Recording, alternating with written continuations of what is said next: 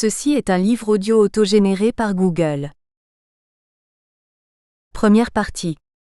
Histoire de film noir, 1941-1958. Les années 30 et 40 représentent l'âge d'or des studios hollywoodiens.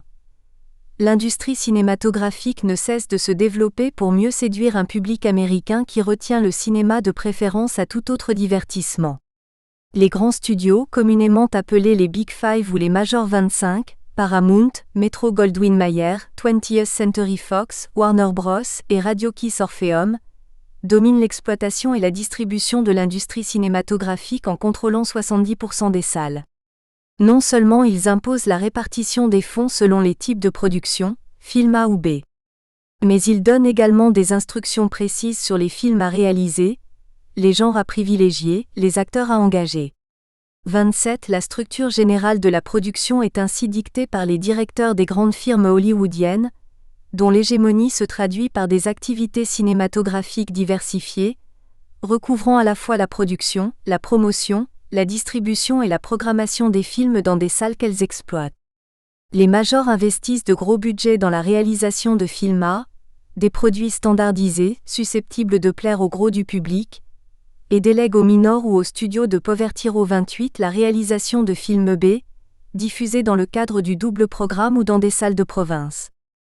Si les Big Five produisent eux-mêmes les films qui constituent les programmes de leur propre salle, le double programme et la procédure antitrust de 1938 stimulent la production des minors et des studios de Poverty Row qui, aux hardiesses de forme et de contenu, opposent la résistance d'un style à la suprématie économique des majors. L'esthétique des films noirs de série B découlerait-elle d'une simple volonté de se démarquer ?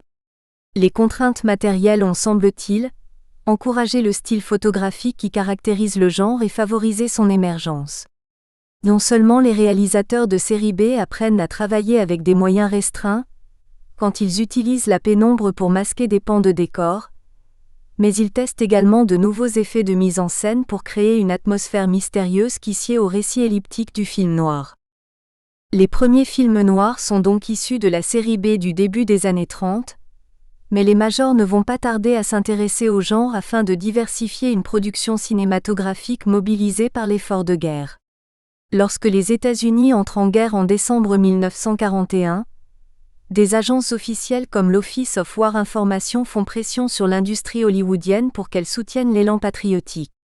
Si les films consacrés au divertissement absorbent encore une grande partie du budget, films de guerre et de propagande représentent 29% de la production en 1943. La plupart des scénaristes, réalisateurs et stars d'Hollywood ayant été réquisitionnés par l'armée, les grands studios font appel à Raymond Chandler, Steve Fisher, Frank Gruber et Clarence Mumford, encore disponibles, pour s'assurer des scripts susceptibles de renouveler le cinéma de divertissement à un moindre coût. Le coût de production relativement modique du film noir intéresse les majors qui, par conséquent, absorbe cette sous-culture jusqu'alors exploitée par les producteurs indépendants dans les unités de production B. Les metteurs en scène et techniciens étrangers exilés aux États-Unis importent un savoir-faire qu'ils ne cessent d'améliorer, contribuant à enrichir l'écriture cinématographique qui fonde l'originalité du film noir. Tournée vers le profit, l'industrie hollywoodienne dirige ses productions vers un public de masse, impose au genre un conditionnement non seulement commercial, mais également artistique et thématique.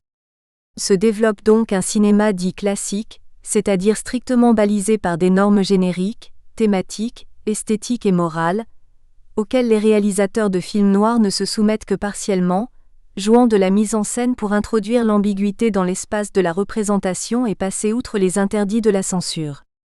Les genres se construisent sur des conventions qui dirigent le spectateur vers un type de spectacle et visent à répondre à des attentes suscitées par ces formules, que représentent le western, le film historique, le film d'aventure et d'horreur, la comédie musicale.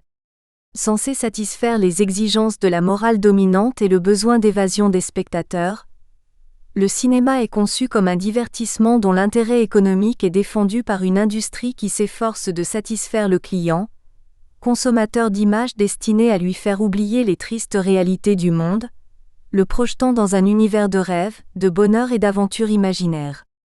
Dans ce contexte, La liberté de ton qui caractérisait le film noir de série B disparaît au profit d'un style académique que Francis Borda oppose volontiers au style vulgaire des productions B35. La différence tient sans aucun doute d'une relation et d'une connivence promue par les studios entre code esthétique et contraintes idéologiques. Les studios ne pratiquent-ils pas la politique de l'autocensure à travers la mise en place du code A? Si l'on peut regretter la liberté de ton du film noir B, il faut reconnaître que seule une pratique académique nous permet de définir une grille de critères nécessaires à la lecture d'un genre. Qu'est-ce qu'un film noir? Il s'agit ici d'élaborer une théorie du film noir qui analyse les structures formelles du genre, s'ouvre également aux perspectives historiques, et indique les liens qui existent entre un changement historique des moyens d'expression et des causes qui le provoquent. Une lecture sémiologique nous permet d'interroger le film dans sa référence aux idéologies de l'époque, de confronter les différentes représentations cinématographiques aux réalités qu'elles retranscrivent. Si les références historiques n'apparaissent pas directement dans le mode de représentation, elles agissent pourtant sur les motivations profondes mises en œuvre par les personnages. Le film noir a une histoire cinématographique, mais participe aussi à des moments de l'histoire américaine. La perspective historique nous aidera à évaluer les forces qui ont précédé la création des stéréotypes du film noir, contribuer à la transformation de la représentation des mythes, encourager la naissance et la vigueur d'une forme nouvelle, celle du film noir. Aux sources du film noir. Du roman noir au film noir. Plusieurs films américains des années 40, dont Le Faucon maltais The Maltese Falcon John Huston, 1941, Assurance sur la mort, Double Indemnity Billy Wilder, 1944, Laura Otto Preminger, 1944, Adieu ma belle, Murder My Sweet, Édouard Dmytryk, 1944, Les mains qui tuent, Phantom Lady, Robert Siodmak, 1943, sont adaptés de romans à intrigue policière dont le succès populaire va croissant tout au long de la décennie. Les studios renouvellent la production des films de divertissement en ayant de plus en plus recours au récit hardboiled que Dashiell Hammett avait inauguré dans les années 20, mais qui se développe grâce à la contribution de Carol John Daly, The Hidden Hand, 1929, de Raoul Whitfield, Green Eyes, 1930, de Paul Quin, Fast One, 1932, R. Stanley Gardner, The Case of the Velvet Claw, 1933 dans les années 30.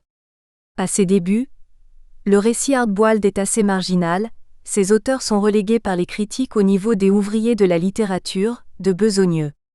Si ce statut semble dénigrer un style d'écriture, il permet cependant de conserver une liberté de ton ainsi que d'affirmer une vision non conformiste, voire critique envers la société. L'œuvre de Dashiell Hammett, par exemple, s'inscrit parfaitement dans le contexte des années 20, celui des années folles, The Roaring Twenties, rythmé par le triomphe du jazz que l'essor de la radio contribue à vulgariser, emporté par la vitesse des automobiles dont la vente ne cesse de s'accroître, célébré par les femmes qui se libèrent progressivement de quelques interdits après avoir gagné le droit de vote, inscrit au 19e amendement 1920. Propulsé dans la modernité et la mobilité, l'Amérique affiche pourtant sa réticence face au changement des mœurs en adoptant le 18e amendement constitutionnel, exigeant que soit prohibée la production, la vente et la consommation d'alcool. Le Congrès vote en faveur du projet le 18 décembre 1917, qui est ensuite soumis aux États pour ratification. L'amendement acquiert valeur constitutionnelle le 14 janvier 1919. S'ensuit le vote de la loi Volstead en octobre 1919 qui vise à faire appliquer la prohibition au niveau national. Loin de favoriser les bonnes mœurs, la loi Volstead contribue au développement du banditisme, car les gangsters s'enrichissent des ventes illégales d'alcool, sur un marché clandestin qu'ils contrôlent par la violence, et grâce à la corruption des représentants politiques ou des policiers, dont ils s'assurent le soutien officieux, les protégeant des tourments de la justice. Le développement de la puissance économique s'accompagne alors d'une industrialisation et d'une urbanisation rapide, qui ont pour effet d'aggraver les injustices sociales, d'augmenter la misère dans les classes les plus défavorisées, opposant avec plus de brutalité encore riches et pauvres. Sans aborder de manière directe cette fracture sociale, c'est bien sur cette toile de fond que se déroulent les intrigues du roman noir, jetant l'opprobre sur l'origine douteuse d'un argent sale accumulé grâce à des activités aussi louches qu'illégales. L'air de respectabilité affiché par les riches est souvent une façade que l'enquête d'un détective privé fait voler en éclats, levant le voile sur un monde noir, dominé par la violence que déclenche le désir de toujours s'enrichir et la jalousie provoquée par la répartition inégale des richesses.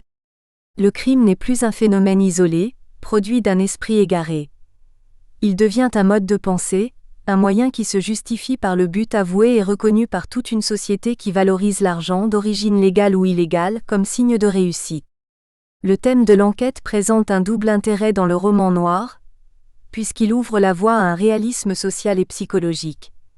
Si les descriptions du monde extérieur reflètent une vision pessimiste de la ville et de la modernité, le cheminement du privé nous amène à découvrir les vices que la société moderne nourrit chez l'être humain. Constamment menacé au cours de son investigation, le détective privé est confronté aux dangers d'une ville moderne, lieu d'insécurité et d'anonymat où se côtoient indistinctement coupables et innocents. Le climat d'angoisse qui prévaut dans le roman noir est caractéristique d'une littérature moderne et urbaine qui s'interroge sur les effets possibles de la modernité. Les maux de la modernité créent les obsessions récurrentes de la fiction du XXe siècle. Solitude et aliénation, effondrement de la communauté et des traditions, matérialisme de la vie moderne, conflit entre artistes et société. Il n'est pas surprenant que la tradition littéraire du roman noir, née dans les années 20 à Los Angeles, s'épanouisse dans les années 30 sous la plume de Raymond Chandler. L'écrivain se tourne vers le roman noir comme mode d'expression, puisqu'il lui permet d'explorer quelques facettes de la société américaine. Le Grand Sommeil 1939, Adieu ma jolie 1940, La Dame du Lac 1943, Le Dahlia bleu 1946, Sur un air de Navaja 1954, donnent à voir un monde en pleine décomposition morale, peuplé de millionnaires, d'hommes de loi corrompus.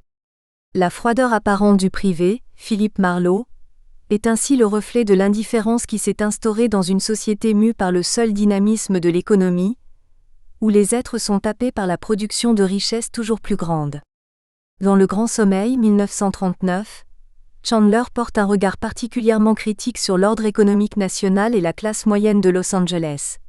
Le travail des uns, celui du détective Philippe Marlowe par exemple, est directement contrasté par l'oisiveté des autres, celle des filles du général Sternwood.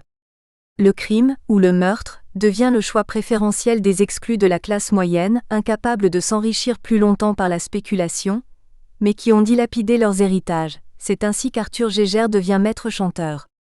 Le roman noir des années 30 oppose métaphoriquement l'économie spéculative de la Californie du Sud, promotions immobilières et profits hollywoodiens, au bastion productif de la côte Est. Los Angeles a surtout attiré les classes moyennes qui ont investi leurs économies dans la spéculation immobilière ou pétrolière. La crise de 1929 les frappe donc de plein fouet. Ces hommes et ces femmes, en proie à des difficultés financières qui leur avaient été épargnées jusqu'alors, sont précisément les protagonistes du roman noir, non seulement les criminels des romans de Raymond Chandler, mais aussi les anti-héros d'une série que James Quin inaugure en 1934 avec Assurance sur la mort et Le Facteur sonne toujours deux fois. Il semble que la formule du roman policier ait changé grâce à la contribution de Dashiell Hammett, qui fut le premier écrivain à donner un souffle nouveau au stéréotype du roman à énigme, genre qui obéissait déjà à des conventions bien établies. Dans ses 4 premiers romans, La Moisson rouge 1929, Sang maudit 1929, Le Faucon maltais 1930 et La clé de verre 1931, d'abord publié en feuilleton dans Black Mask 42 de février 1927 à juin 1930, Dashiell Hammett nous offre le portrait des apostrophes. Un détective original, dit hard-boiled ou tough en anglais, en raison de ses méthodes de travail peu conventionnelles. Il n'hésite pas à employer la violence pour arriver à ses fins. Contrairement au whodunit classique ou au roman à énigmes, genre représenté par les romans d'Edgar Allan Poe, d'Arthur Conan Doyle, d'Agatha Christie, le récit hard-boiled met en avant l'aventure que représente l'enquête d'un détective privé plutôt que la raison ou la logique déductive d'un Hercule Poirot, dans l'œuvre d'Agatha Christie. Le personnage du détective privé est profondément affecté par le regard de Hammett, qui consacre Sam Spade à la fois justicier et aventurier. À la différence de l'enquêteur qui doit garder ses distances par rapport au milieu criminel qu'il explore, le détective privé doit se mêler, s'immiscer même, au milieu du crime, dont il subit toutes les pressions afin de pouvoir conclure son enquête. Les méthodes de déduction du détective classique n'ont plus droit de citer. La lecture des indices ne permet plus de donner un sens aux choses. Le privé doit entrer dans le monde du crime et de la corruption pour espérer rétablir une justice. Un climat de méfiance imprègne le récit car les sources du danger sont diffuses. La personnalité du privé, le regard qu'il porte sur le monde, son comportement, ses attitudes sont complètement transformés par ces enquêtes qui le conduisent au cœur des aventures clandestines qui secouent ces années 20. Alors que le crime se banalise pour faire partie intégrante d'une société où la violence et la corruption sont devenus des instruments de pouvoir, Sam Spade incarne un détective nouveau genre. L'écrivain explore une esthétique novatrice, adopte un style dépouillé qui semble le rapprocher de son héros aux manières rudes. Il importe d'apprécier l'originalité du détective, personnage parfois brutal qui cache derrière une image de dur à cuire, l'intégrité de ses valeurs morales. Le thème de l'enquête met à l'épreuve une endurance physique autant que morale, puisque l'aventure du crime confronte l'homme à la violence, à la corruption, à la tentation. L'adaptation de Le Faucon maltais par John Huston, 1941, traduit visuellement ces mots qui trahissent les conflits humains dans le roman.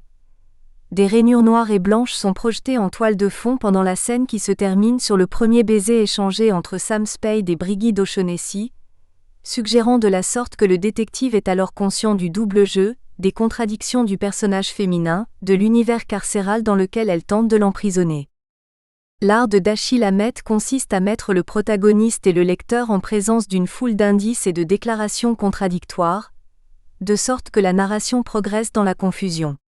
La composition de l'œuvre est désordonnée, peut-être le reflet d'une situation sociale chaotique, si bien que la résolution de l'énigme paraît secondaire par rapport au cheminement suivi par le détective au cours de son enquête.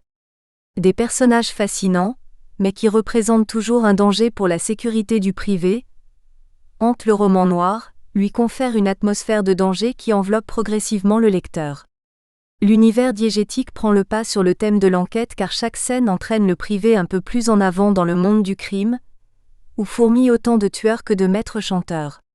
Dashiell Hammett dépeint les mœurs citadines en s'intéressant d'abord à une galerie de personnages dont les faits et gestes sont l'occasion de critiquer les excès du matérialisme et du capitalisme.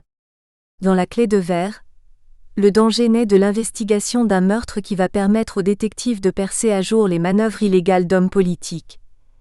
Les élus d'une petite municipalité se jouent de la loi en s'assurant les services de la police, voire des juges, dans un intérêt tout personnel. Dans ce contexte, le rôle du détective privé est primordial, car il incarne une indépendance d'esprit qui, si elle l'isole par rapport au monde alentour, lui permet de se préserver du danger de la corruption. Personnellement menacé au cours de son enquête, le privé apprend à se protéger, à se méfier d'abord de lui-même, de ses éventuelles faiblesses, en refusant de s'ouvrir à l'autre et en particulier à la femme. De manière significative, le personnage du détective privé est encore anonyme dans les premières fictions de Dashiell Hammett, The Hope Stories, où il est surnommé Continental Hope. L'homme se protège en restant toujours sur ses gardes, refusant de céder à la femme même s'il lui arrive de voler à son secours. Dans Le crime est un art simple, Raymond Chandler définit la complexité du stéréotype, souligne les qualités à la fois ordinaires et exceptionnelles d'un détective qui sera toujours apprécié par les lecteurs. Le long de ces rues sordides, un homme seul doit se risquer, un homme sans compromission, désintéressé, courageux. Dans ces sortes d'histoires, voilà ce que doit être le détective. Il est le héros, il est le pivot du roman. Il faut qu'il soit un homme complet, un homme comme les autres, et pourtant différent. Il doit être, pour employer une formule bien usée, un homme d'honneur par instinct, inévitablement, sans qu'il y pense, et surtout sans qu'il le dise. 47. Raymond Chandler oppose volontiers l'humanité de son héros, Philip Marlowe, à l'indifférence, à l'égoïsme, à l'ambition destructrice de ceux qu'il croise. Les dialogues sont alors guidés par une intuition défensive, qui oppose son intégrité à la duplicité, au vice, à la corruption de l'environnement urbain. Parce qu'il porte un regard cynique sur les motivations humaines, le privé ne deviendra pas la victime du monde noir, de la ville corruptrice. Ce portrait nous invite à reconnaître les vertus chevaleresques de Philip Marlowe, qui relève des défis de courage, d'endurance et de droiture au cours de sa quête. Il ne s'agit pas d'exalter sa force, mais au contraire de mettre en vedette les règles mêmes qui régissent la conduite de Marlowe, sens moral, code de l'honneur, sentiment du devoir.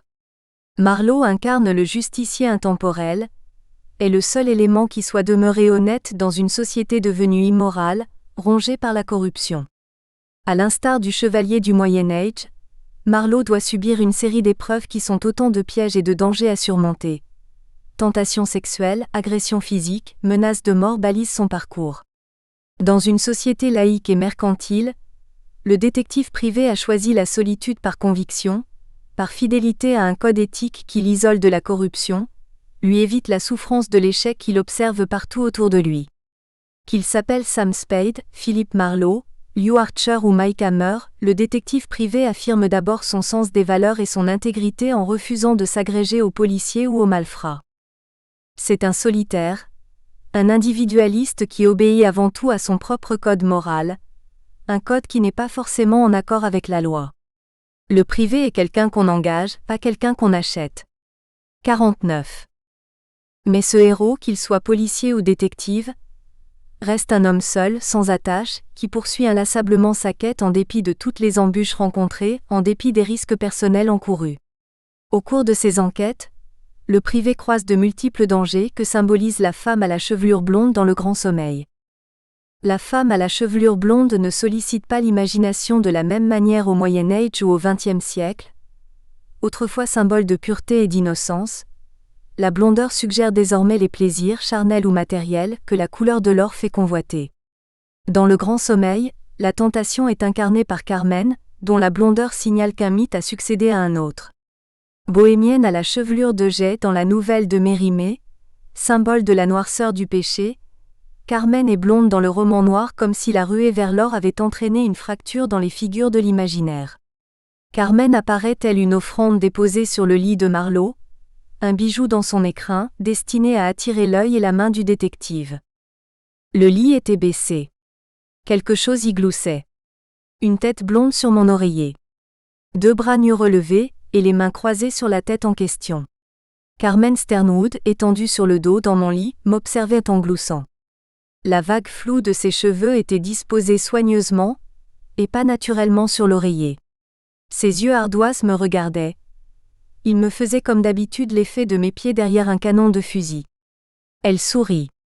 Ses petites dents acérées luisaient. 5 ans. La scène de séduction qu'avait orchestrée Carmen Sternwood est évidemment un échec, si l'on prête attention aux mots employés par Chandler pour dire l'agacement de Marlowe. Le détective ressent la présence de Carmen comme une intrusion qu'il désapprouve.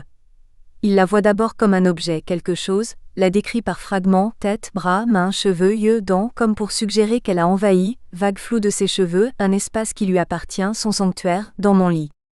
Le danger du féminin se lit dans la perception d'un regard séducteur, dont Marlowe se méfie car il l'associe à la violence de la mort, un canon de fusil. Même le sourire de Carmen est source d'angoisse, car il révèle le pouvoir vampirique d'une femme assoiffée de sang, petites dents acérées. Si Carmen ne ressemble en rien à la demoiselle en péril qu'il faut d'abord sauver puis courtiser, Marlowe n'est guère davantage qu'un équivalent galvaudé de chevalier. Ce héros cache en effet de nombreuses faiblesses derrière une image virile qu'il se plaît à cultiver à l'extérieur, mais qui se brise aussitôt le cercle de son intimité réintégrée. S'il a choisi la solitude, la vie de Marlowe est surtout morne, triste et vide entre 2 scènes d'action.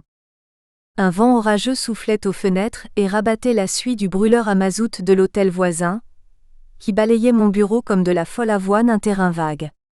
J'envisageais d'aller déjeuner, en pensant que la vie était bien banale et qu'elle serait sans doute tout aussi banale si je buvais un coup, et que boire un coup tout seul à cette heure de la journée, de toute façon, ça ne serait pas marrant.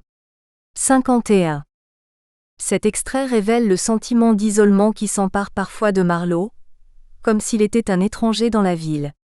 Les bourrasques balayent la ville anonyme, hôtels, terrains vagues, comme les clients passent dans la vie de Marlowe sans jamais s'arrêter.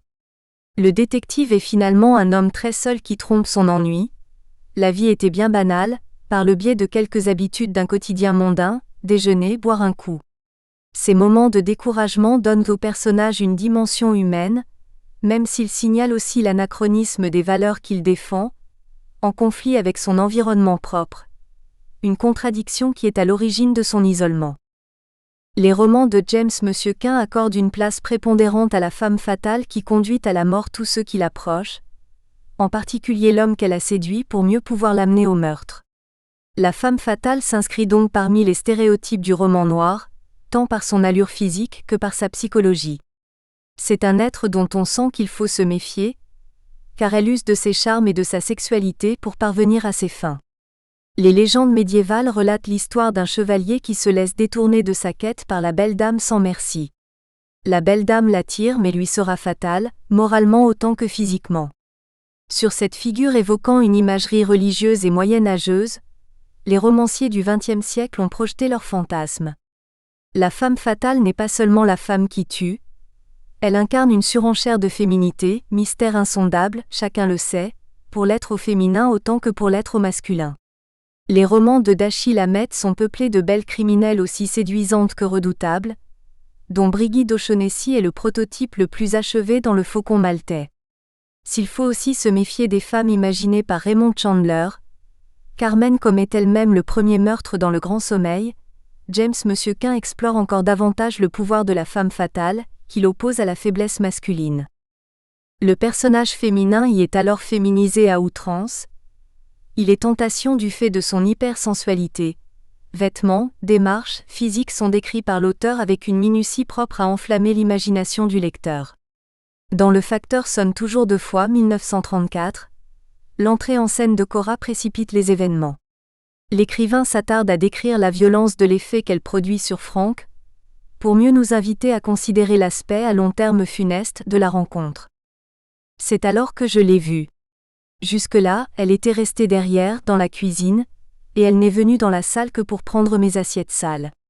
Son corps mis à part, elle n'était pas d'une beauté folle, mais elle avait un certain air boudeur et des lèvres qui avançaient de telle façon que j'ai immédiatement eu envie de les mordre. 54. La femme fatale inspire un sentiment violent, auquel il est impossible de résister, nous dit la première phrase de cet extrait. Le thème érotique ne perpétue pas seulement l'image de la perversité féminine, il est indissociable d'un mode de violence prisé par le protagoniste. La description des lèvres pulpeuses de la jeune femme suggère une féminité provocante et agressive, qui éveille comme un instinct bestial chez l'homme. J'ai immédiatement eu envie de les mordre. L'obsession sexuelle du personnage, ou par contraste le refus qui est le sien d'accepter une vie sexuelle normale, est le point crucial de sa faiblesse. En conséquence, l'homme incarne l'anti-héros d'un monde noir, dominé par l'angoisse psychologique, le sens de la culpabilité, la peur d'être soudain mis à nu. Dans le roman de James Quin, la violence de l'homme est l'expression d'une faiblesse qui a remplacé la force combative du détective privé.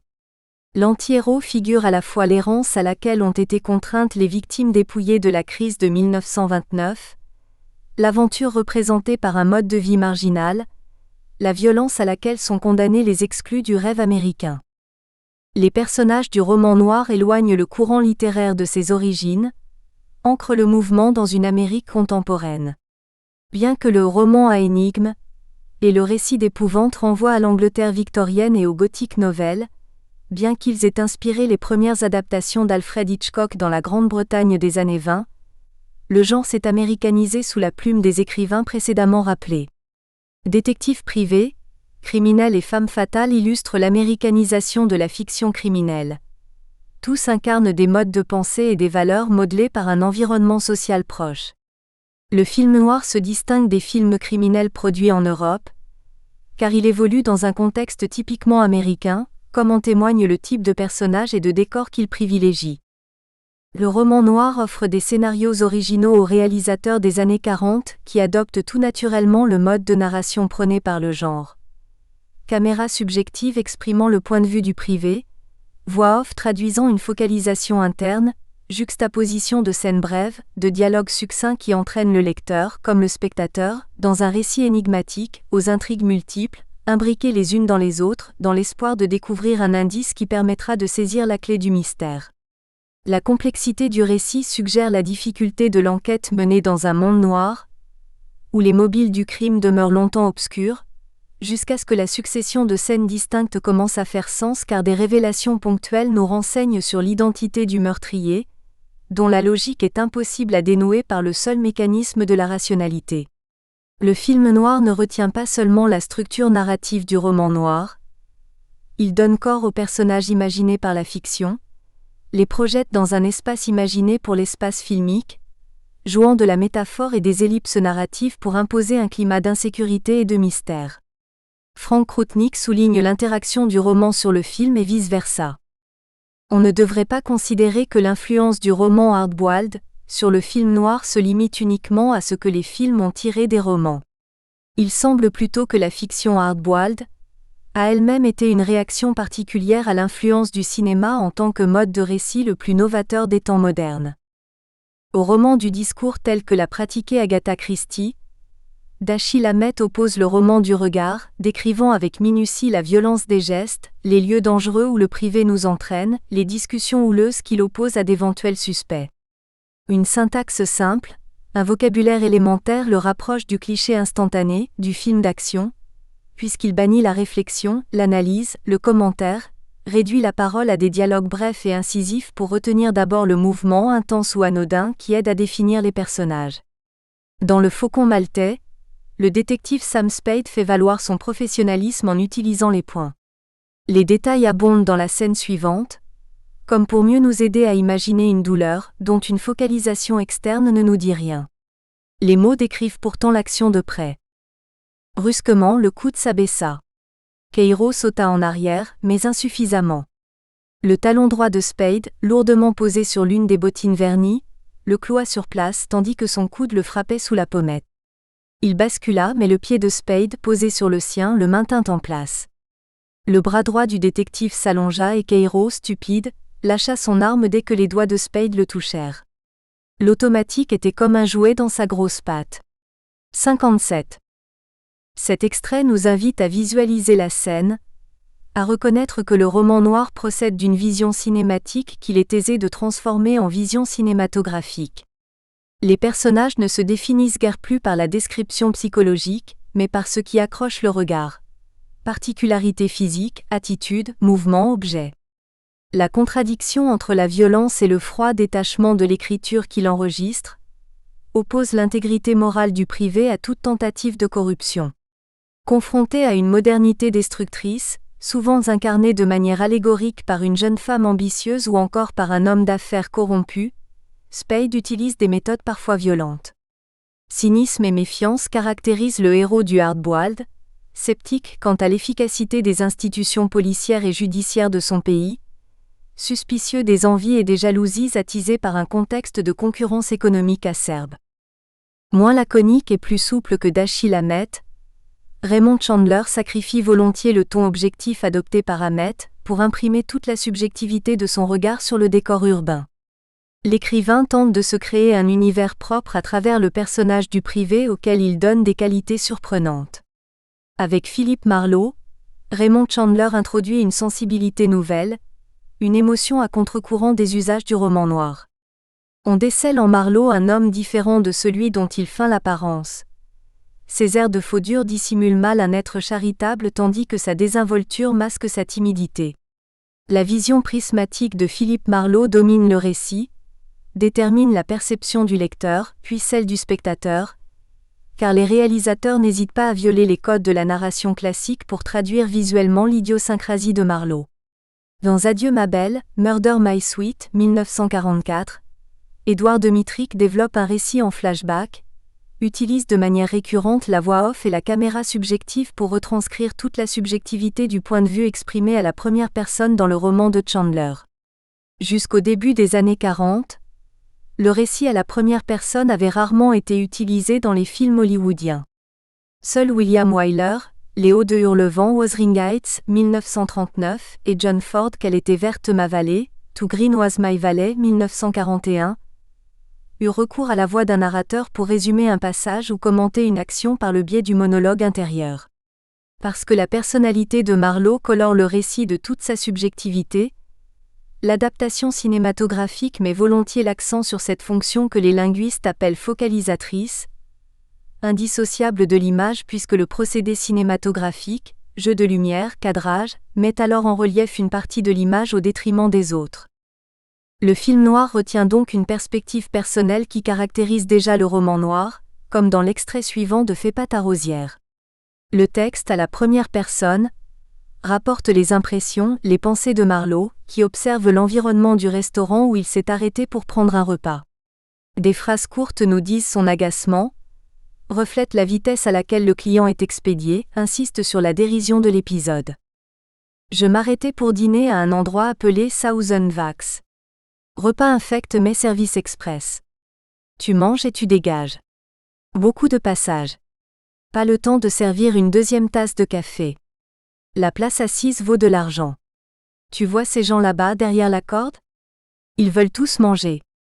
C'est du moins ce qu'ils pensent. Ou plus exactement, ils pensent qu'ils en ont besoin.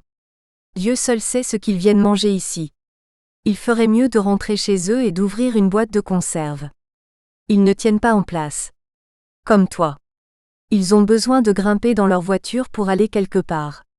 Les pigeons parfaits pour tous les escrocs qui ont repris les restos. Nous y revoilà, Marlowe. Tu n'as rien d'humain ce soir. 60.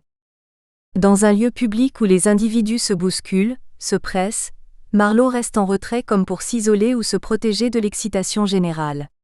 Le discours indirect libre traduit le regard ironique du personnage qui se distancie des exigences du commerce par le biais d'un ton moqueur, exprimé ici au moyen d'une alternance de pronoms qui marque autant de points de vue. Marlowe joue encore d'une autodérision qui semble difficile à représenter à l'écran, sans courir le risque de dévaloriser le personnage. Si Fais pas ta rosière n'a pas fait l'objet d'une adaptation pour le cinéma, le sens de l'ironie, manifeste dans les écrits de Raymond Chandler, enrichit le portrait de Philippe Marlowe à l'écran.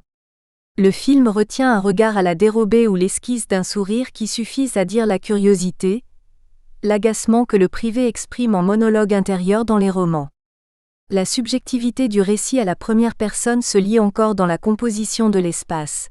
Dans Le Grand Sommeil, The Big Sleep, Howard Hawks 1946, Marlowe reste volontairement à l'écart du groupe qui entoure Vivian en pleine démonstration de chant, comme s'il se méfiait de la belle sirène, comme s'il refusait d'intégrer l'espace social du casino où se déroule la scène. Le roman noir a donc imposé une série d'archétypes, que le cinéma a visuellement matérialisés. Le stéréotype appartient désormais au domaine de la représentation, acquiert ipso facto une signification sociologique et psychologique tant du fait de la personnalité du metteur en scène que de la censure qui régule alors la production cinématographique.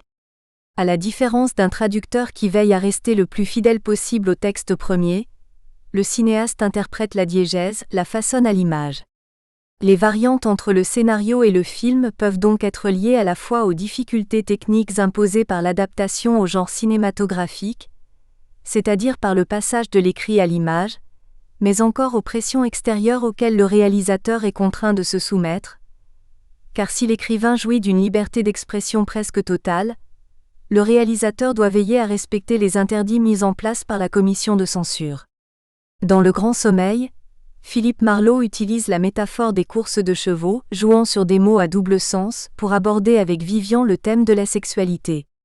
Lorsque les censeurs s'opposèrent à la violence de la scène finale de Le Grand Sommeil, où Carmen est abattue par un tueur, Howard Hawks fut contraint de modifier le scénario. La suppression de cette scène explique en partie que l'intrigue du film demeure irrésolue, pour le moins elliptique.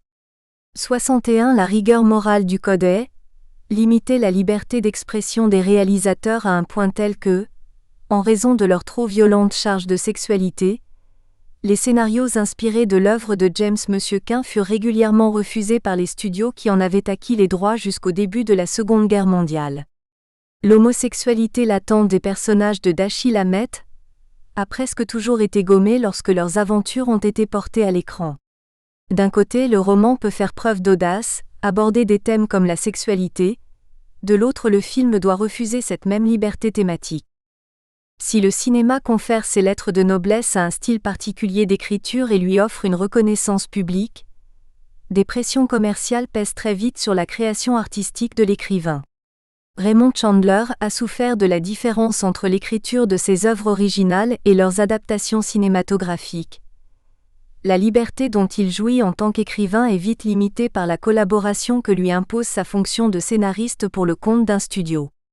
Chandler doit accepter que ses textes soient modifiés avant d'être adaptés au cinéma. William Lure suggère que la vision noire proposée par Raymond Chandler est peut-être aussi l'expression du regard désenchanté, profondément amer, qu'il porte sur les structures de production. Presque toutes les phases de l'écriture hollywoodienne le bouleversaient.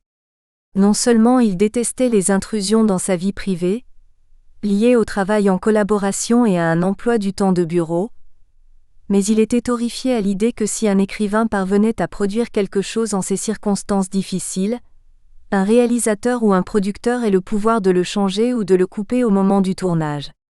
63.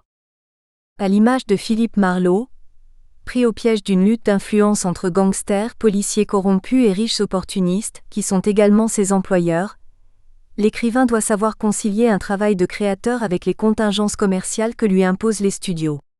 Le thème rencontre un écho singulier dans La Dame du Lac, Lady in the Lake, scénario original écrit par Raymond Chandler en 1943 et porté à l'écran par Robert Montgomery en 1947, dans lequel Philip Marlowe se présente à une maison d'édition dans l'espoir de faire publier le récit d'aventures autobiographiques et d'arrondir ses fins de mois. Son interlocutrice, Adrienne Fromset, ne tarde pas à lui exposer la difficulté de son travail qui consiste à sélectionner des œuvres susceptibles d'attirer les lecteurs et d'accroître les ventes de magazines dans lesquels elles sont publiées.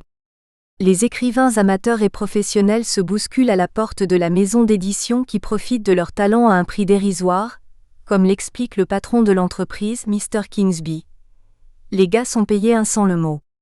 De la même manière, sous contrat avec les studios hollywoodiens, William Faulkner, James Questin, Horace McCoy ou Raymond Chandler subissent les contraintes d'une économie de marché qui les met en concurrence et qui commercialise l'objet de leur créativité, fixant un prix et une valeur à l'écriture.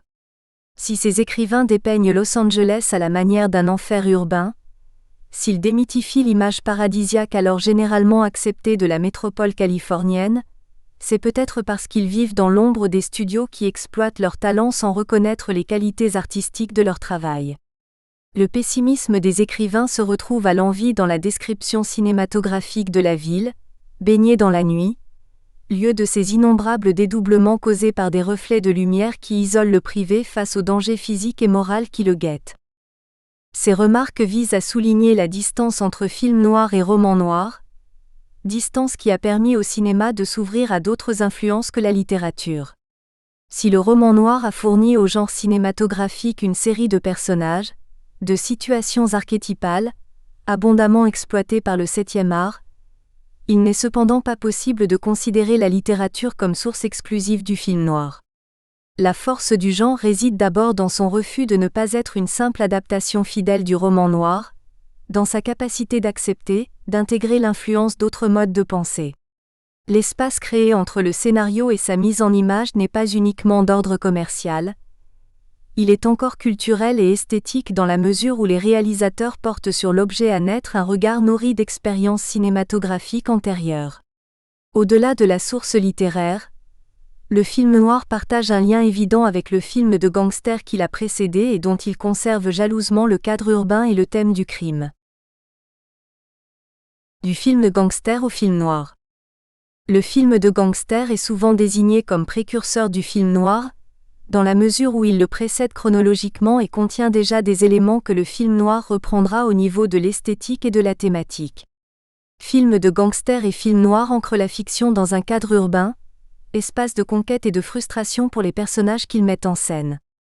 Si le film noir exploite la ville sous un angle qui met davantage en lumière le lien entre forme urbaine et psychologie individuelle, c'est-à-dire la manière dont la ville américaine sollicite l'imaginaire, le film de gangster retrace les aventures individuelles et sociales des gangsters en référence à l'histoire urbaine américaine. Le Petit César, Little Caesar, Mervyn LeRoy, 1930, De l'ennemi public, The Public Enemy, William Wellman, 1931, et Scarface, Howard Hawks, 1932, sont construits sur le même schéma. Ils relatent l'ascension sociale de gangsters qui ont réussi à pénétrer l'univers du crime organisé dans les années 30 pendant la Prohibition, avant d'être eux-mêmes victimes des conflits entre bandes rivales ou des représailles de la police. Les films de gangsters sont des biographies qui attestent la fascination suscitée par ces hors-la-loi, prêts à défier les interdits de la prohibition pour s'enrichir. Toujours sanctionné par une mort violente, le parcours du gangster est condamné par la nécessité de moraliser le traitement du crime à l'écran. Au regard plutôt moralisant sur les excès en tout genre qui caractérisent le film de gangster et la période qu'il évoque, le film noir lui préfère en général une ambiguïté qui ne permet pas au spectateur de cerner les mobiles d'un meurtre ou de juger de la culpabilité d'un individu.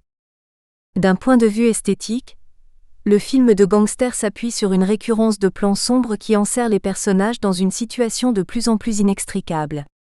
Les plans extérieurs laissent progressivement la place à des plans intérieurs qui suggèrent le resserrement de l'action autour du gangster, dont les possibilités d'action s'amenuisent. Le film noir explorera une multitude d'effets à partir des mêmes jeux d'ombre et de lumière qui opposent les décors intérieurs aux extérieurs, donnant naissance à une approche esthétique qui lui sera propre, davantage inspirée de l'expressionnisme allemand. Il appert que les éléments communs au film gangster et au film noir ne produisent pas des effets analogues. Si, dans l'un et l'autre, les décors sont bien souvent ceux de rues désertes, filmées la nuit, dans le film noir le danger est suggéré par des ombres ou des silences alors que de soudaines rafales de mitraillettes viennent strier le mystère de la nuit du film de gangster. Voitures et armes à feu introduisent une violence visuelle, les phares sont éblouissants et sonores, les détonations qui accompagnent chaque coup de feu sont assourdissantes dans le film de gangster. Il s'agit d'agresser l'œil et l'oreille, de traduire la violence de la rue par un montage rapide qui accélère encore le rythme et l'action. La violence du film noir est peut-être plus insidieuse. Les contrastes traduisent d'abord les modulations d'un sentiment d'insécurité qui poursuit le personnage central. La violence visuelle fait alors écho à l'angoisse intérieure et diffuse une atmosphère de danger à l'ensemble du film. En même temps qu'elles décrivent ses déplacements, les ombres du film noir aident à brosser le portrait psychologique du criminel, révélant les pensées assassines ou les projets morbides qu'il fomente à l'insu de tous. L'attention portée au costume confère à la mise en scène du film de gangster un apparat délibérément théâtral, suggérant que le vêtement et les armes à feu sont des artifices indissociables du jeu du gangster qui se cache derrière un masque de dur, dans les scènes de tuerie, autant de rituels qui prouvent son courage et lui assurent la reconnaissance de ses pairs. L'individualité et l'identité des gangsters reposent donc sur une représentation stéréotypée, sur une apparence rigoureusement contrôlée par des rites. La représentation n'est pas sans rappeler les ressorts du masque dans une stratégie sociale intégrée par le gangster. Ces tenues ostentatoires, qui témoignent d'une réussite personnelle, obtenue par le truchement d'activités clandestines, lui permettent de se présenter comme un héros dans la communauté d'où il est issu. À l'évidence, l'importance accordée au costume rapproche encore le film de gangster du film noir. Signe d'une réussite socio-économique indéniable, les tenues se doivent d'être voyantes. Le gangster prête autant d'attention à son apparence que la femme fatale du film noir à la sienne et l'iconographie se plaît à suggérer une homosexualité latente. Dans le film noir, il semble que le personnage de la femme fatale est hérité de l'ambition impétueuse et de l'individualisme forcené qui anime les gangsters des années 30. À l'instar du gangster, elle est prête à tout pour accéder à une reconnaissance qu'elle voudrait personnelle, au statut social qui va de pair avec l'argent, même si elle doit emprunter les chemins du crime. Si les moyens d'agir diffèrent, les ambitions se ressemblent. Froide et calculatrice dans Assurance sur la mort, Double Indemnity, Billy Wilder, 1944. Attendrissante parce que victime d'un destin contraire dans Le facteur sonne toujours deux fois, The Postman Always Rings Twice, T. Garnett, 1946. La femme fatale reproduit le clivage entre l'être et l'apparence qui caractérise le gangster des années 30. La prétention du gangster, dont le mode de conduite repose sur des codes de virilité très affirmés, éloigne le personnage du spectateur dans la mesure où une série de barrières rigides, celles des conventions du genre, de la mafia, de la masculinité se dresse entre le gangster et l'affect du spectateur. Le gangster apparaît sous des angles différents selon les types de films. Touchant dans Scarface ou dans Les Anges aux figures sales, Angels with Dirty Face, Michael Curtiz, 1938. Il nous révulse dans Le carrefour de la mort, Kiss of Death, Henry Hathaway, 1947. Malgré la violence meurtrière qu'il utilise sans regret, sans aucun état d'âme, le gangster des années 30 inspire la compassion en même temps que la condamnation. Le titre de Scarface devint Scarface, Shame of the Nation à la sortie du film, marquant le point de vue moraliste qui devait être retenu face à tout film de gangster. La morale s'exprime par la mort promise au gangster, sanctionnant sa réussite clandestine. Yves Carlet retient à la fois le point de vue subversif et moraliste du film de gangster, dont le héros issu des bas quartiers est mu par des rêves de réussite somme toute légitimes dans une société de type libéral. Le rêve projette le gangster dans l'univers du crime organisé qui lui offre la possibilité de concrétiser des désirs inassouvis, mais le film finit toujours par condamner sa déviance. Si la voie du crime organisé lui ouvre l'accès à la reconnaissance, à l'ascension dans l'échelle sociale, le gangster doit consacrer sa vie à la contrebande et au règlement de compte. Les aspirations légitimes conduisent l'homme sur la voie du crime, tandis que ses rêves d'enfant se transforment en meurtres perpétrés au nom de la mafia. Il représente donc un contre-exemple, invite le spectateur à repenser ses rêves au sein de la société. La logique du gangster movie veut que la réussite du héros provoque chez le spectateur une identification coupable. En assimilant le succès à l'agression, il le condamne à épouser une cause perdue et donc à se punir de rêver à la réussite. 67. Confronté à la mort, le gangster évalue la portée morale de ses actes passés, dévoile une dimension humaine jamais soupçonnée car l'homme a toujours refoulé ses sentiments de peur de ne pas maîtriser ses émotions. Pendant les dernières minutes de Scarface, Tony Camonte s'humanise soudain en comprenant qu'un amour interdit le lie à sa sœur. Une certaine tendresse rédemptrice fait apparaître le gangster comme une sorte de héros tragique, acculé à la mort par cet amour impossible. Alors il tire à vue pour distribuer la mort et se détruire en même temps, rongé par une violence intérieure qui suffit à faire voler en éclats l'image du tueur impassible qu'il avait voulu se créer, comme pour mieux combattre les sentiments qui l'habitaient. Les premiers films de gangsters, 1927 à 1932, retracent avec violence des histoires de gangsters alors que les films de la fin des années 30 s'intéressent à la culture de la délinquance qui produit le gangster. Dans Les Anges aux figures sales, Angels with Dirty Face, Michael Curtiz, 1938, la fiction se double d'un discours social, comme s'il fallait cerner les origines de la criminalité pour mieux exorciser la tentation du mal. Issu d'un quartier pauvre de New York où les perspectives d'avenir ne sont guère encourageantes, Rocky Sullivan se fait gangster pour forcer le respect et l'admiration que des origines irlandaises ne lui garantissent pas d'emblée dans une société éclatée et divisée par les intérêts divergents des groupes ethniques qui la composent. Aguerri par son expérience professionnelle au sein d'une organisation criminelle, fort d'un pouvoir financier douteux, Rocky Sullivan arbore des costumes chics qui symbolisent sa réussite matérielle. Ils sont une autre récompense pour le courage irréfragable que Rocky a manifesté, en empruntant la voie marginale du crime. Élevé au statut de héros par une jeunesse représentée comme livrée à elle-même, en quête de modèles de réussite et d'identification, le dévoyé inspire la déférence de ces jeunes adolescents, qui admirent le talent du gangster ayant réussi à sortir du ghetto. Le gangster a su donner un essor nouveau à un avenir qui, dans les quartiers pauvres, se hérisse de difficultés, car la société n'offre guère à tous les immigrés les mêmes chances de réussite. De retour dans le quartier où il a grandi, Rocky affiche fidélité et loyauté envers ses amis d'enfance, notamment envers Jerry qui s'est tourné vers la religion pour accomplir sa mission. Face aux jeunes de son quartier, Rocky éprouve une affection sincère qu'il traduit en distribuant des billets de banque ou des coups, marqueur du respect qu'il attend et qu'il semble ainsi obtenir, expression d'une soif de tendresse mal dissimulée derrière une façade de dur. Même si le film de Michael Curtiz se termine sur une note consensuelle, puisque Rocky crie sa lâcheté avant de prendre place sur la chaise électrique, les seules issues envisagées à la pauvreté demeurent soit la résignation, soit la criminalité qui mène sur le chemin de la pègre. Le père Jerry et Rocky représentent respectivement ces valeurs en opposition, au sein d'une bande de jeunes qui, en fin de compte, acceptent le consensus symbolisé par le costume du prêtre. Le film social des années 30 tend à porter sur l'histoire une vision romantique alors que le film noir des années 40 durcit le regard. De fait, la violence du gangster du film noir est inscrite dans la pensée du meurtrier, dans son passé nourri d'épisodes traumatisants et à l'origine d'un comportement pathologique que le film cherche à expliquer. La distance qui nous éloigne du gangster des années 30, symbolisée par des costumes et des cravates d'un goût douteux qui campent le personnage dans un rôle nécessairement rigide, est encore renforcée dans le film noir. La majorité des gangsters du film noir manifestent une violence brutale, incontrôlable, qu'aucun indice ne permet de rationaliser. Dans Le carrefour de la mort, Kiss of Death, Henry Hathaway 1947, Udo prend plaisir à faire souffrir les êtres qui lui résistent, ce que manifeste ce sourire nerveux qu'il affiche au moment de tuer, au moment privilégié où il pousse vers la mort, du haut des escaliers une femme paralytique, prisonnière de son fauteuil roulant. Aucun plaidoyer ne peut atteindre la conscience de l'homme désormais sous l'emprise d'une totale folie.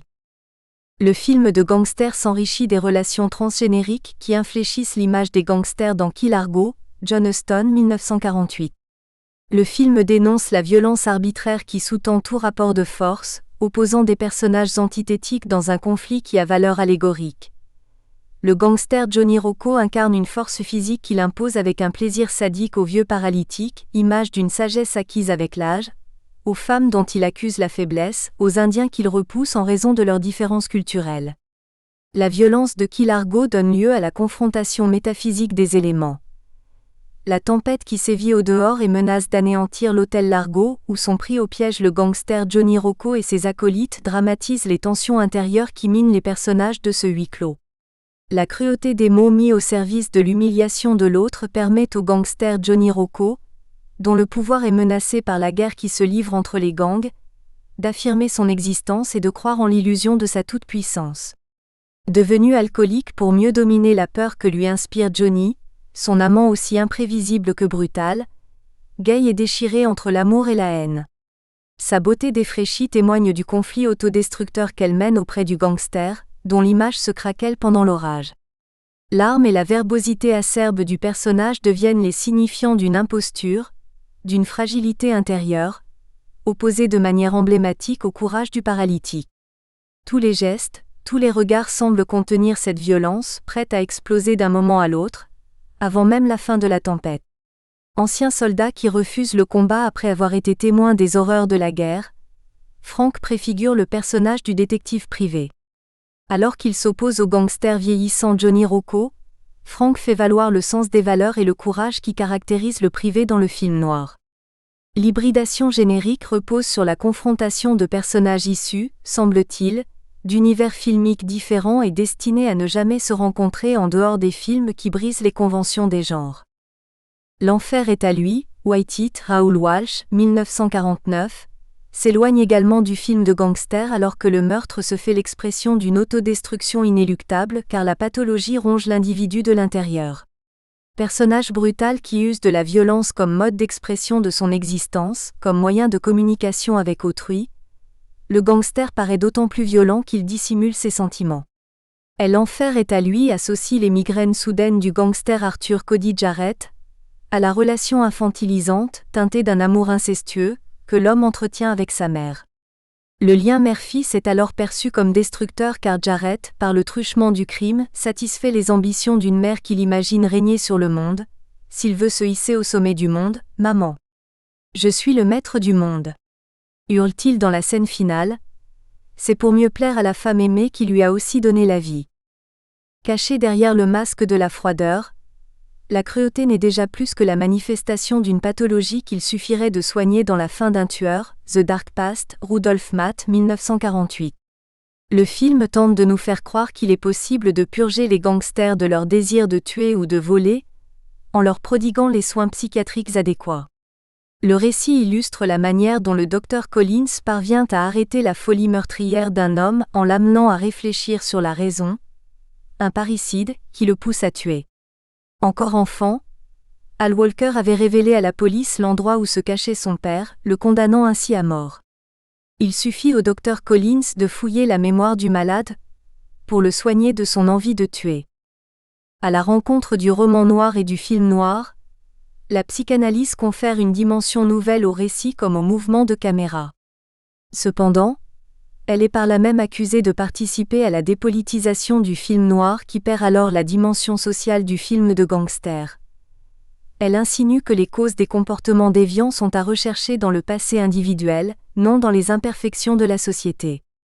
Ce glissement vers une analyse psychologique des motivations criminelles a-t-il entraîné la disparition du personnage du gangster ? Force est de constater que le gangster s'est peu à peu effacé, au profit de nouvelles typologies qui représentent d'autres formes de criminalité. Dans Le Grand Sommeil, Philippe Marlowe nous introduit dans le cercle d'une famille aisée, dont la moralité en danger est clairement représentée par le comportement dévergondé et parfois même libertin des filles de la maison, Carmen et Vivian Sternwood. Personnage secondaire dans le film de gangster, la femme cache des intentions suspectes derrière les apparats d'une beauté dont l'éclat irradie le film noir, lui permettant d'accéder à une place de choix au sein de la fiction. Poussé au meurtre par cette femme qui le manipule à son insu, entraîné sur la voie du crime par l'espoir de redresser une situation économique qui le laisse insatisfait, l'homme ordinaire porte désormais la déviance autrefois canalisée par les syndicats du crime jusque dans les rangs de la classe moyenne. D'une activité organisée dans l'ombre de la police ou des hommes d'affaires dans le film de gangster, le crime et le meurtre deviennent des stratégies individuelles, éventuellement organisées en groupe comme dans Quand la ville dort, The Asphalt Jungle, John Huston 1950, ou plus rarement sous l'égide d'un chef de la mafia. À la différence du film de gangster, le film noir n'associe pas nécessairement la criminalité et le désir de reconnaissance sociale. Dans Le Carrefour de la mort, Kiss of Death, Henry Hathaway, 1947, le chef de famille est poussé vers le crime par des problèmes financiers qui sont la conséquence inéluctable de sa précarité professionnelle. Le film noir pose un regard neuf sur les motivations d'une criminalité qui semble se banaliser, s'ouvre à d'autres influences qui agissent sur la manière dont est perçu le crime, et par conséquent s'éloigne de cette pratique cinématographique codifiée et datée que représente le film de gangster des années 30. Le film noir ou le temps d'une rencontre. Le spectacle du film noir sait entretenir le plaisir du public par des surprises narratives et visuelles, envoûter les spectateurs en créant une atmosphère insolite et cruelle, teintée d'un érotisme particulier. Les réalisateurs ont multiplié les recherches esthétiques afin de reproduire cette atmosphère à la fois insolite et mystérieuse qui isole le héros dans un univers noir, consacrant la rencontre entre le roman noir et d'autres modes d'expression. Le film noir devient en effet objet d'expérimentation dans le domaine de la lumière, associé à la richesse d'une bande-son dont les ressorts dramatiques confortent la mise en scène à laquelle il s'intègre parfaitement. À la confluence de plusieurs arts, le film noir s'inspire d'expériences artistiques diverses qui participent à l'originalité du genre. Une photographie à dominante sombre, contrastée, accentue et organise l'atmosphère d'angoisse qui prévaut dans le cinéma expressionniste allemand, dont Robert Vineux fut l'initiateur avec le cabinet du Dr Caligari 1919. Robert Vineux explore le jeu des contrastes pour exposer la folie des hommes, décrire les sentiments de terreur que leur inspire la mort. Une lumière frontale souligne la peur qui s'imprime sur les visages, déforme les traits et agrandit les yeux maquillés des personnages, pétrifiés par l'horreur. Un décor aux lignes architecturales écrase les acteurs dont la silhouette se détache au premier plan, en opposition à la profondeur de champ, artificiellement créée par des décors en trompe-l'œil, qui suggèrent toujours la présence d'un danger dans un espace inaccessible à l'œil nu en arrière-plan. L'expressionnisme allemand est un véritable courant artistique, dans la mesure où il accompagne un mode de pensée, que Siegfried Kracauer associe au sentiment de terreur qui hante l'Allemagne des années 20, aux prises avec l'agitation sociopolitique dont la fragile République de Weimar subit les pressions. 72. L'influence de l'expressionnisme allemand dépasse les frontières de l'Allemagne comme en témoigne la photographie en clair-obscur du film noir, qui retient l'originalité des éclairages contrastés pour appréhender le décor et construire l'espace. Les motifs expressionnistes du film noir manifestent les traces d'une formation cinématographique germanique. Les œuvres américaines de Robert Siodmak, dont la carrière débuta en Allemagne et se poursuivit en France, symbolisent la richesse du transfert culturel qui accompagne l'exil du réalisateur en 1939. Les mains qui tuent, Phantom Lady, Robert Siodmak 1943, s'appuie sur le jeu des éclairages et sur le travail des ombres pour forger une atmosphère d'angoisse. Des ombres pourchassent Scott Henderson, isole et diffuse un climat de confusion autour de ce personnage accusé d'un meurtre dont il se dit innocent. La lumière a valeur symbolique lorsque Scott reçoit la visite de Carol à la prison où il a été enfermé. Un halo de lumière tombe de la fenêtre et telle une lumière divine, éclaire le visage de la jeune femme qui incarne alors le dernier espoir de Scott. Le faisceau de lumière isole les êtres du monde des ombres qui les entourent, comme pour symboliser le combat qui les attend, le degré de corruption d'une justice partiale, l'impuissance de l'homme qui ne peut agir, réduit à l'immobilisme par les murs de la prison. Georges Lipsitz met l'accent sur la manière dont le film noir refuse des pans entiers du décor, pour enfermer les personnages du film noir dans des espaces clos.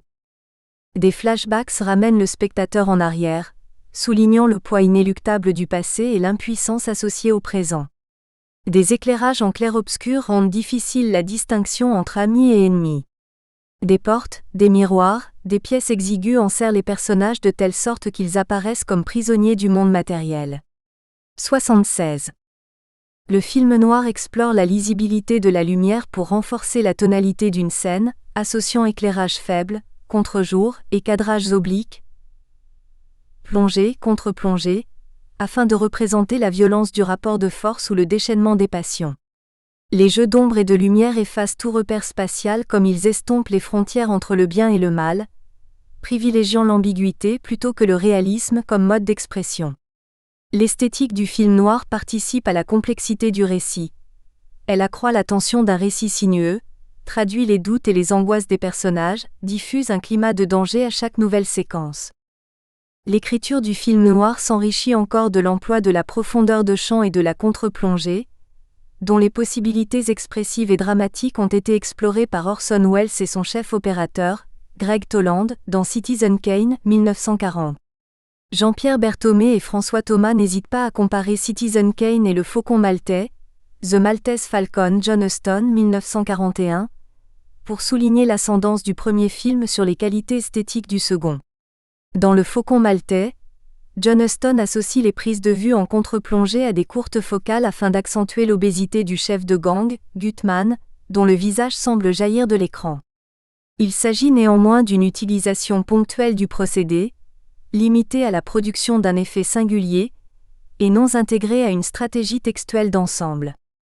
À l'instar des films hollywoodiens et des films noirs en particulier qui généralisent l'emploi de la profondeur de champ, John Huston s'éloigne des intentions qui déterminent son utilisation par Orson Welles et Greg Toland.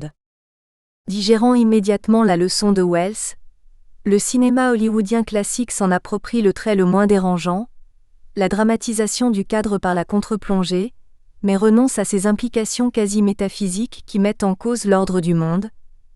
Dans le même temps, il récuse une écriture cinématographique fondée sur l'emploi de la profondeur de champ pour ne conserver des courtes focales que leur capacité à distendre grotesquement l'espace du premier plan. 77. Au-delà des éléments visuels déjà mentionnés, le lien entre Citizen Kane et le film noir se renforce au plan narratif comme au plan de la bande-son. Citizen Kane débute par la mort du magnat de la presse, Charles Foster Kane, événement qui déclenche une enquête journalistique menée par Jerry Thompson, chargé de recueillir le témoignage des hommes qui ont connu le défunt et de découvrir le sens conféré aux derniers mots prononcés par Kane, Rosebud. La biographie de Kane donne lieu à une collection d'entretiens qui ouvre sur une multitude de flashbacks enchâssés dans un récit, au présent d'une enquête. Citizen Kane est marqué par l'ambiguïté qui s'étend autour et au-delà des personnages, grâce à l'utilisation de la profondeur de champ et à la construction en flashbacks, qui relaient une multiplicité de points de vue parfois contradictoires. Les témoins livrent des récits morcelés, fracturés et répétitifs, qui sont autant de pistes pour le spectateur chargé de reconstruire un enchaînement de vérités, en faisant usage de son autonomie de jugement et de son intelligence critique. La structure narrative complexe de Citizen Kane a peut-être encouragé les audaces d'autres réalisateurs, qui n'hésitent plus à brouiller les repères temporels, utilisant le flashback de manière ponctuelle, La griffe du passé, Out of the Past, Jack Turner, 1947, ou comme élément dominant de la narration, Assurance sur la mort, Double Indemnity, Billy Wilder, 1944, Les tueurs The Killers, Robert Siodmak, 1946. Orson Welles est encore le premier à utiliser l'impact de la musique comme élément dramatique qu'il superpose au rythme du récit, substituant au silence ou aux paroles une mélodie, qui suffit à décrire la tonalité d'une nouvelle scène. Le réalisateur étend le pouvoir d'expression de l'image à la bande-son, faisant bientôt entrer la musique dans le film noir. Préférant créer une ambiance plutôt qu'une ligne mélodique, le compositeur Bernard Herrmann profite de l'entière liberté dont il jouit dans Citizen Kane, pour prendre ses distances avec l'image et faire naître l'angoisse par une utilisation très contrastée des masses orchestrales. Il privilégie nettement les registres graves des trombones, clarinettes ou basses. Dans le cinéma classique, la musique sert à gérer les moments d'angoisse, à annoncer un tournant dans l'intrigue, à souligner l'ironie d'une situation ou encore à signaler l'humeur d'un personnage. Les rythmes musicaux ont donc un pouvoir narratif que le spectateur décode instinctivement, par le biais de l'émotion qu'une mélodie est seule capable d'éveiller.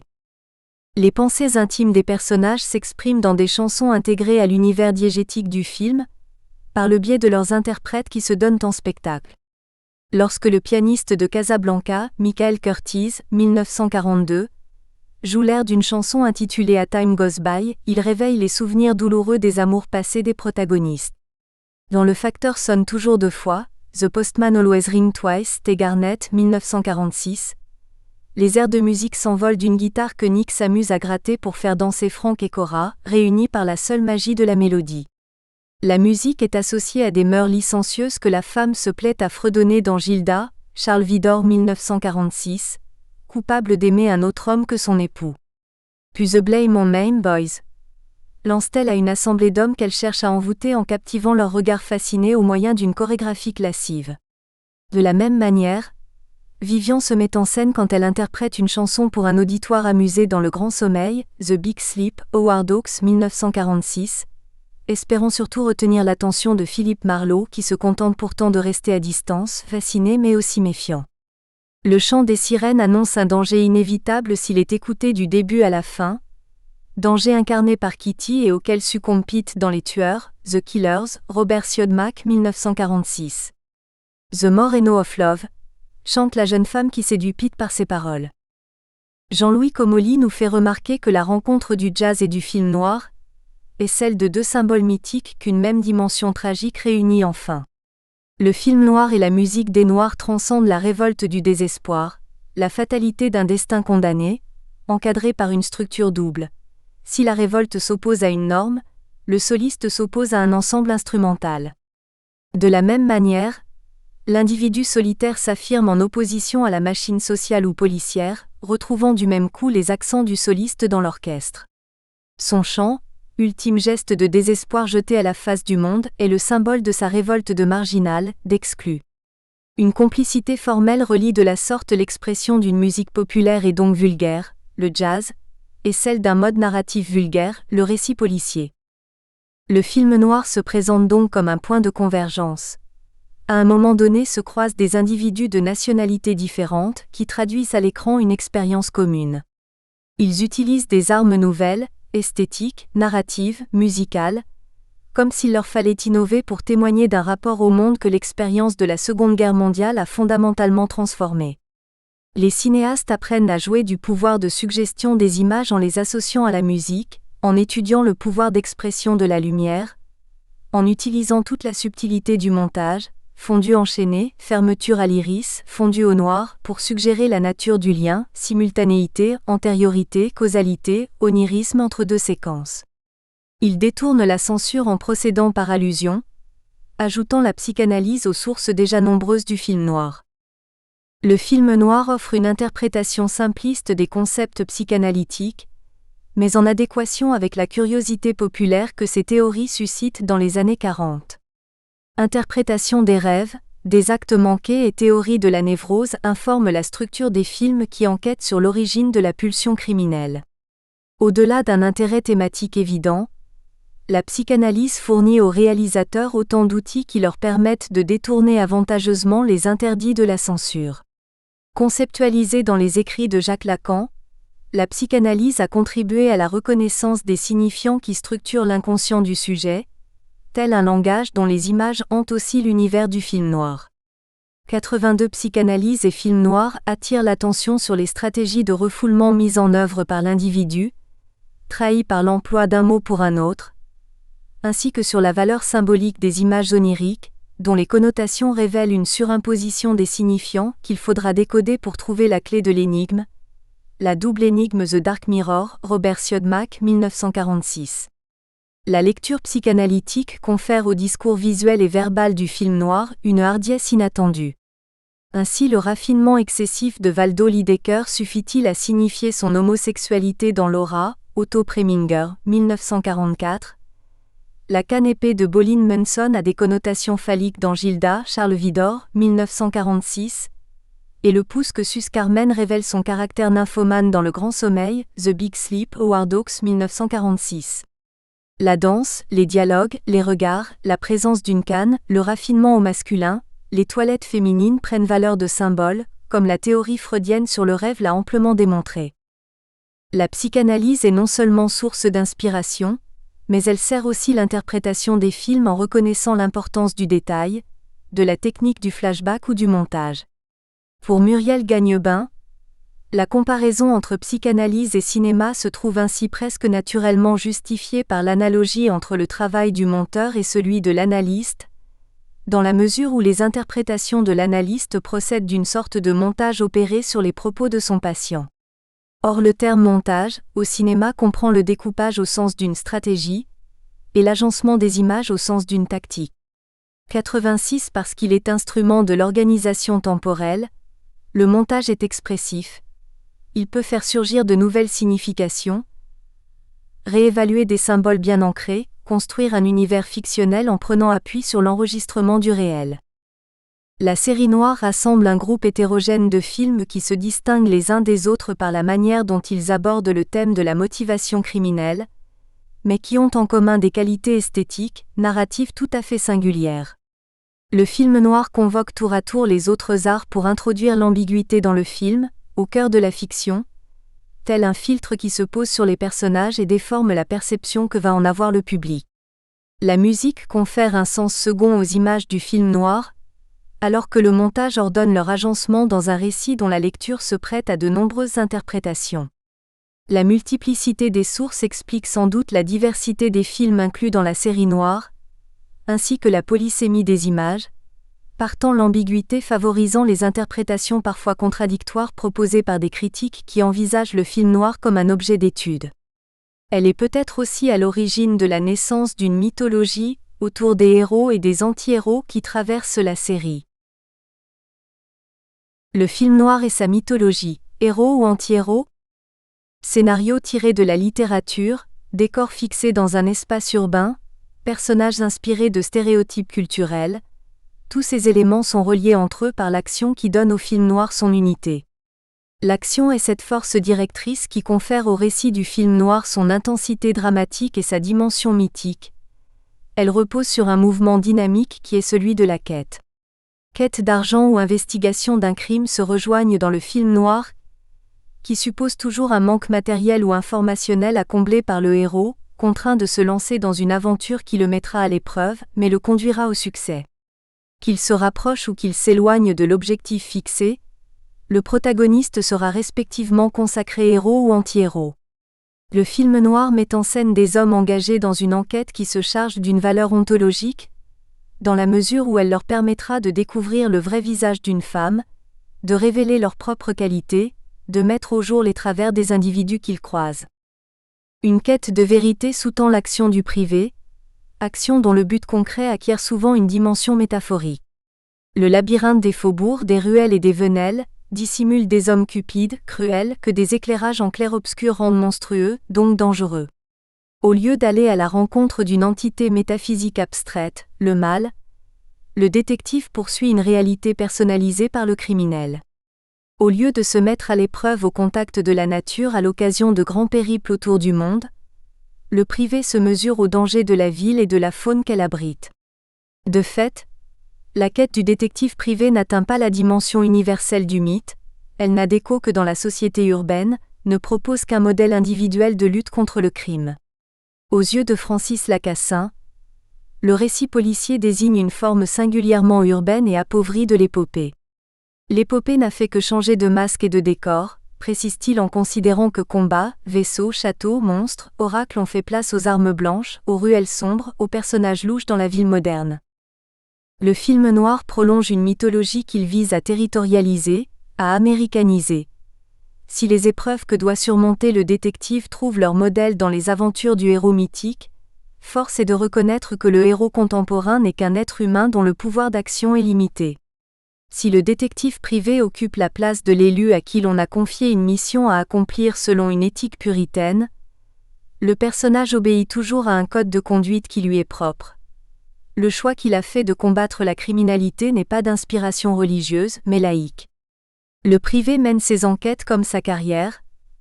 Il poursuit une activité économique qui lui assure la reconnaissance sociale associée à une fonction professionnelle.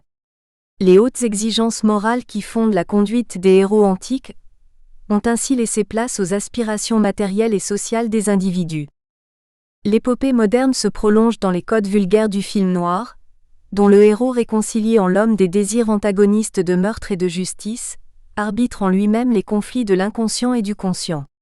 Plongé dans un univers du réel, c'est-à-dire la ville, ses habitants, ses tentations et ses contraintes, le privé est un homme ordinaire, engagé dans une action qui l'affecte tout autant moralement que physiquement. La ville se fait d'autant plus ténébreuse que l'homme projette sur son environnement la peur de devoir renoncer à son indépendance, à sa suprématie, à son identité, au cours d'une enquête qui l'entraîne sur des chemins dangereux où femmes fatales et meurtriers attendent qu'il baisse sa garde pour l'attaquer. Si le détective privé sait relever le défi, s'il parvient à surmonter les multiples embûches, cet homme bien ordinaire mais personnellement engagé dans la lutte contre le crime se voit alors promu au rang de héros. Les valeurs du détective privé sont associées à un certain idéal de la masculinité que le film noir se propose donc de vulgariser. Loyauté, intégrité, virilité sortent comme renforcées d'un conflit qui oppose le privé à la corruption de son environnement. Samuel Spade, Philip Marlowe, Mike Hammer font preuve d'un courage qui souligne d'abord une force morale, puisqu'il ne suffit pas de la seule force d'Hercule pour avoir raison d'être en proie à leur passion morbide. Il faut aussi un mental fort pour savoir résister au pouvoir d'hommes ou de femmes sans vergogne, prêts à vendre leur corps ou leur âme pour atteindre le but qu'ils se sont fixé. Le film noir crée sa propre mythologie et déclare le détective privé héros du monde moderne, car il se lance dans des aventures qui se dotent d'une dimension mythique. Les difficultés se hérissent sur le chemin qu'il doit emprunter pour mener à bien la mission qui lui a été confiée, accumulant les parallèles avec l'expédition des Argonautes opposant Jason aux sirènes, créatures fabuleuses, mi-femmes, mi-oiseaux, qui tentent de détourner de leur trajectoire les marins de l'Argo pour qu'ils se dirigent vers leur perte, vers les écueils qui affleurent la surface de l'eau. Si Orphée retint l'attention des Argonautes par ses chants qui empêchèrent les marins de céder à la séduction assassine des sirènes, Ulysse se fit attacher au grand mât de son navire après avoir bouché les oreilles de ses compagnons avec de la cire. Les femmes fatales succèdent aux sirènes, déploient toute l'inventivité de ces créatures pour séduire et dévoyer le héros. Soumis à la tentation des femmes qui habitent le monde noir, le privé leur succombe parfois physiquement, mais se protège toujours de leur pouvoir d'envoûtement en leur renvoyant un regard cynique qui suffit à les désarmer. Dans La Dame du Lac, Lady in the Lake, Robert Montgomery 1947, Philip Marlowe demeure impassible face aux coquetteries et aux mignardises d'Adrienne Fromset, dont l'œillade polissonne est comme mise en lumière par la caméra subjective. Le privé interrompt la jeune femme qui souhaite le charger d'une nouvelle affaire, comme s'il craignait d'être fourvoyé par les mots qu'elle manie avec tout le talent d'un prédicateur. Il se lance dans une diatribe qui s'appuie d'abord sur l'humiliation de son interlocutrice dont il suspecte déjà les intentions peu avouables. Il déclare : « Je suis allergique aux intrigantes qui cherchent à se débarrasser des épouses de leur patron afin de les épouser elles-mêmes. » La rencontre avec le féminin fait partie d'un rite initiatique auquel le privé se soumet pour gagner le plein statut de héros, glorieux ou malheureux. La représentation de la masculinité à l'écran reflète bien une politique sexuelle dans la mesure où elle identifie la masculinité véritable, à un engagement moral, à une force physique, à un ordre social. L'iconographie du personnage du privé fournit un certain nombre d'indices quant à la position qu'il tient dans le monde, quant à sa manière de percevoir la société urbaine. Ainsi Philip Marlowe est-il d'abord vu seul, assis dans la pénombre d'un bureau faiblement éclairé par le seul reflet des néons clignotants d'une enseigne extérieure. Apparemment anodine, cette scène du début d'Adieu ma belle, Murder My Sweet d'Édouard Dmytryk, 1944, établit pourtant le portrait archétypal du héros masculin du film noir.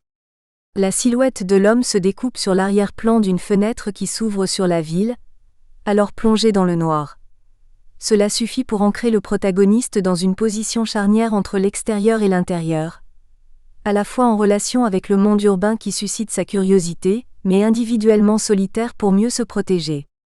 90 Son isolement paraît d'autant plus profond, plus motivé, que l'éclairage faible et indirect fait alterner son propre reflet et celui d'un client qui vient d'être introduit dans le bureau. La pénombre ajoute ainsi au mystère qui enveloppe déjà le personnage du détective privé, figé dans une attitude de retrait et de détachement volontaire. La voix off crée une distance entre l'homme qui refuse d'intégrer la ville dont les immeubles se dressent en arrière-plan, et le spectacle urbain qui satisfait pourtant son intérêt de guetteur. L'homme est pétri de contradictions. Retranché dans la solitude, il est comme déchiré, partagé entre la répulsion et la fascination que lui inspire la ville et ses secrets. Si le privé vise à rétablir entre l'homme et le monde un équilibre que le mal a rompu, il est pourtant contraint de ne révéler qu'une vérité bien partielle, car la corruption environnante dépasse son pouvoir d'action et ses efforts s'avèrent le plus souvent vains. Son courage et son honneur sont au service d'un ordre social qu'il faut rétablir, mais son succès est souvent relativisé par une fin qui refuse le happy end. L'explosion qui clôt le récit de En quatrième vitesse, Kiss Me Deadly, Robert Aldrich, 1955, suggère l'impuissance du détective privé à maîtriser le mal. Adieu ma belle utilise à plusieurs reprises une fermeture à l'iris à valeur allégorique, pour signifier une faiblesse ou une erreur qu'aurait commise Philippe Marlowe au cours de son enquête. L'image est engloutie par le noir quand il perd conscience. Si l'inspecteur Burgess accepte à titre personnel de s'investir dans une enquête déjà classée au niveau officiel dans Les mains qui tuent, Phantom Lady, Robert Siodmak, 1943, il avoue ainsi l'insuffisance des méthodes policières. Policier ou détective privé, le héros du film noir n'invite guère les éloges, suscite à peine l'admiration quand sa victoire demeure incomplète. S'il incarne une politique individuelle de résistance face à la corruption morale des institutions, policières, juridiques, politiques, le privé ne représente plus qu'un espoir de survie dans l'univers sombre du film noir. La notion même de héros est galvaudée par le portrait en demi-teinte que dresse le film noir des détectives privés ou des inspecteurs de police. Les hommes se laissent facilement absorber par des plaisirs qui les éloignent du code de conduite auquel ils ont prêté allégeance.